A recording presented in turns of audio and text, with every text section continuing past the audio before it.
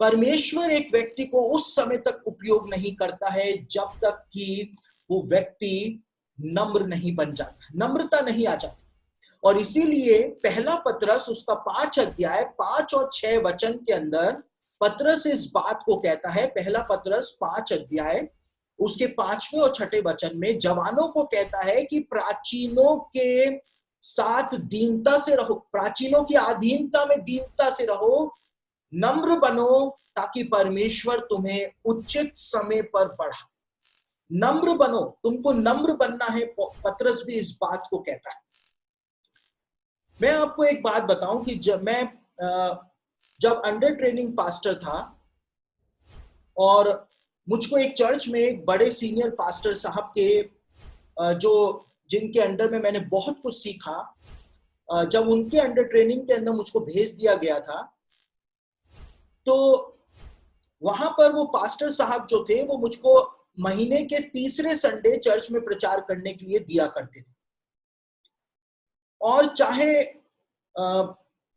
कलीसिया के लोग पहले संडे को ना आए, दूसरे संडे को ना आए, चौथे संडे को ना आए, लेकिन तीसरे संडे को जब मैं प्रचार किया करता था कलीसिया के अंदर, तो चाहे त्योहारी लाल हो, इतवारी लाल हो, बिहारी लाल हो, कोई सा भी लाल हो, वो सारे के सारे लोग जो हुआ करते थे वो तीसरे संडे को तो आया करते थे। और कलीसिया के अंदर इतनी भीड़ हो जाया करती थी कि बिठाने की जगह कम पड़ जाया करती थी, यहां तक कि बाहर तंबू लगाना पड़ता था। इतने लोग कलीसिया के आ जाया करते थे तीसरे संडे को, क्योंकि मैं उस समय प्रचार किया करता था।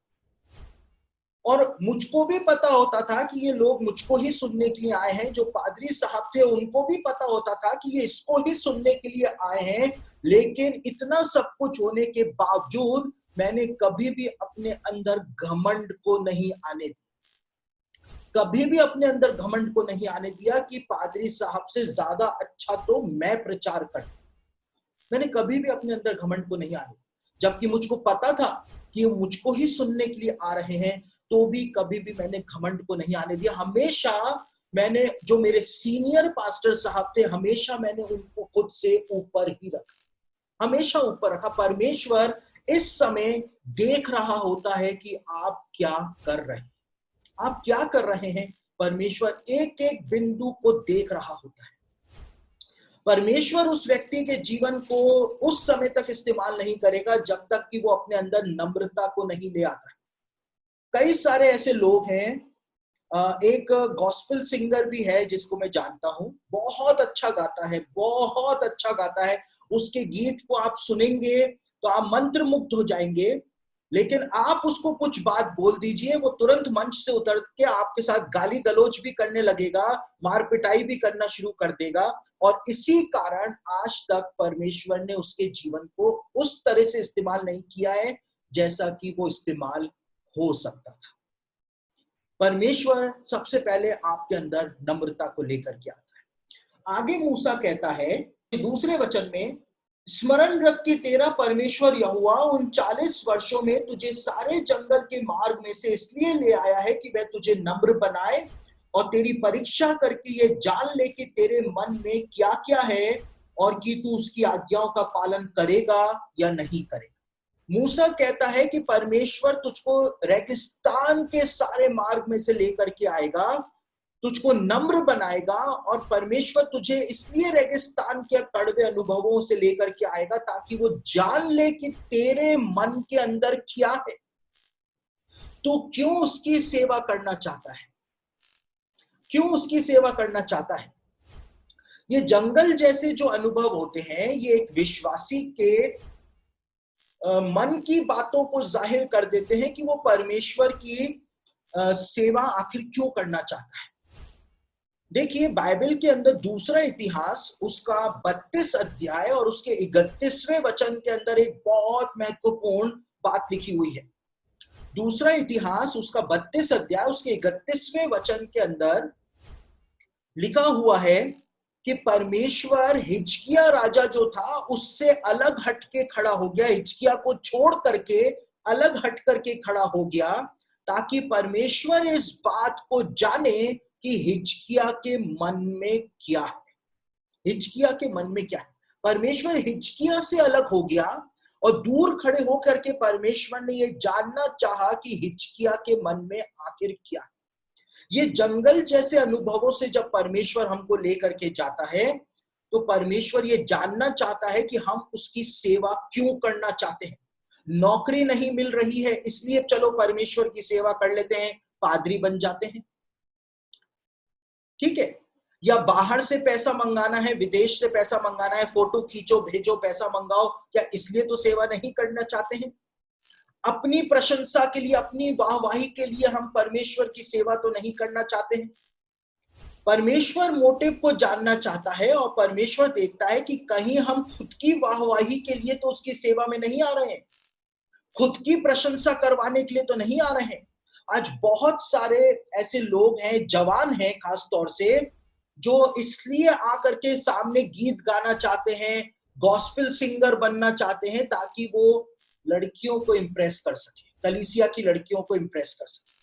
बहुत सारी ऐसी लड़कियां हैं कलीसिया के अंदर जो आकर के सामने खड़े होकर गीत गाती हैं, आत्मिक होने का खूब नाटक करती हैं, ताकि जो अच्छे घरों के अच्छे लड़के हैं, अच्छे परिवारों के लड़के हैं, उसके माता पिता देखें कि देखो कितनी आत्मिक लड़की है, हमारे घर में तो यही बहू बन के आनी चाहिए। और जब वो ये नाटक सफल हो जाता है और जब वो उसको बहू बना के घर ले जाते हैं तो फिर पता चल जाता है कि कितनी आत्मिक को घर में लेकर के आए हैं, घर के दो टुकड़े करा करके रख देती। तो परमेश्वर जानना चाहता है कि हमारे मन में क्या, हम क्यों उसकी सेवा करना चाहते हैं। शादी नहीं हो रही है इसलिए हम उसकी सेवा करना चाहते हैं। हम क्यों करना चाहते हैं? क्या हम वास्तव में वचन का प्रचार करने के लिए उसकी सेवा करना चाहते हैं? क्या वास्तव में आत्माओं को बचाने का बोझ हमारे अंदर है, या हम सिर्फ नाटक कर रहे हैं? ये जंगल जैसे सारे अनुभव जो हैं वो इस सब बातों को प्रकट कर देते हैं। सारी सच्चाई निकल करके सामने आ जाती है, दूध का दूध और पानी का पानी हो जाता है। ये गॉस्पेल बैंड जो है, बैंड वाले जो हैं, आजकल बैंड बजाने का भी एक चलन चल गया है, और जितने भी जवान, अधिकांश जवान जो आज बैंड बना करके घूम रहे हैं, गॉस्पेल बैंड बना करके घूम रहे हैं, उनकी जिंदगियों की बैंड बजी हुई, उनकी जिंदगियों की बैंड बजी हुई है। कोई आत्मिकता नहीं है, पाप के अंदर डूबे हुए हैं, व्यभिचार के अंदर फंसे हुए हैं, नशे में फंसे हुए हैं, और वो गॉस्पेल बैंड बजा रहे हैं। पहले खुद तो बच लो, उसके बाद दूसरों को बचा। और परमेश्वर एक व्यक्ति को जांचता है, परमेश्वर ट्रेंड करता है। इस समय परमेश्वर देख लेता है उसके मन को कि हाँ, ये वास्तव में मेरी सेवा करना चाहता है, इसके मन में और कोई दूसरी बात नहीं है, ये मेरा है, इसने अपने आप को मुझे समर्पित किया है। तो परमेश्वर उसको ट्रेंड करता है अपनी सेवा की। और देखिए, परमेश्वर को आपको जैसी सेवा के लिए इस्तेमाल करना है, परमेश्वर आपको उसी प्रकार से ट्रेनिंग देगा।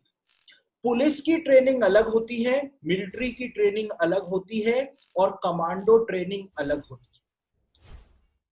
अगर आपको निचले स्तर पर इस्तेमाल करना है तो परमेश्वर आपको हल्की फुल्की ट्रेनिंग देगा और आपका यह अनुभव जल्दी खत्म हो जाएगा। आपको ज्यादा इस्तेमाल करना होगा तो वो आपको मिलिट्री वालों की तरह बहुत ही कठिन ट्रेनिंग देगा। आपको और भी ज्यादा उसको कठिन परिस्थितियों में इस्तेमाल करना होगा, बड़ी सेवकाई में इस्तेमाल करना होगा, तो वो आपको कमांडो ट्रेनिंग देगा। अलग अलग प्रकार की ट्रेनिंग परमेश्वर देता है एक विश्वासी। देखिए, मैं आपको एक बात बताऊं, आप लोगों को जो सेवा करने में आना मांग रहे हैं, और ये लेसन सिर्फ आप लोग नहीं, लेकिन आपके पीछे जो इतने सारे बैचेस चल रहे हैं वो भी इस लेसन को देखेंगे। तो उसके अंदर भी जितने भी स्टूडेंट होंगे जो सेवा करने के लिए आना मांग रहे हैं, मैं उनको प्रोत्साहित करने के लिए एक बात बताऊं कि जब मैंने पहली बार कलीसिया के अंदर प्रचार किया था तो आपको विश्वास नहीं होगा, मेरा पूरा गला जो था वो सूख गया था, और मेरा दिल जो था इतनी जोर जोर से धड़क रहा था कि मेरे दिल के धड़कने की आवाजें मेरे कान के अंदर मुझको सुनाई दे रही थी, और मेरे पैर जो थे वो पूरे नीचे हिल रहे थे। मैं खड़ा होकर के पूरा हिल रहा था, मुझको इतना डर लग रहा था जब मैं पहली बार कलीसिया में प्रचार कर रहा।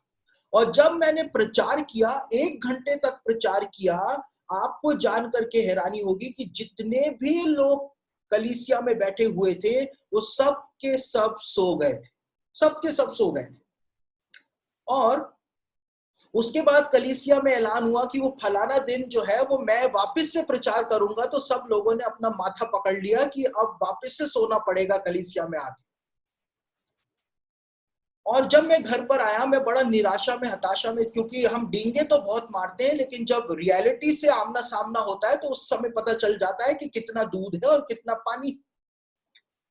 और उसके बाद मैं परमेश्वर के सामने आकर के बहुत रोया, मैंने बहुत प्रार्थना करी। मैंने कहा प्रभु, ऐसे थोड़ी ना मैं वचन का प्रचार करने के लिए आया हूं कि लोग ही सो जाए, ऐसे थोड़ी ना आया हूं।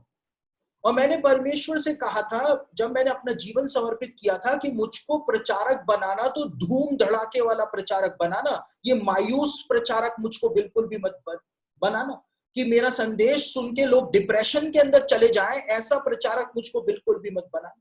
धूम धड़ाके वाले प्रचारक जो होते हैं वैसा प्रचारक मुझको बनाना। लेकिन जब मैंने प्रचार किया तो धूम धड़ाका, वहां पर तो बहुत ज्यादा सन्नाटा छा गया।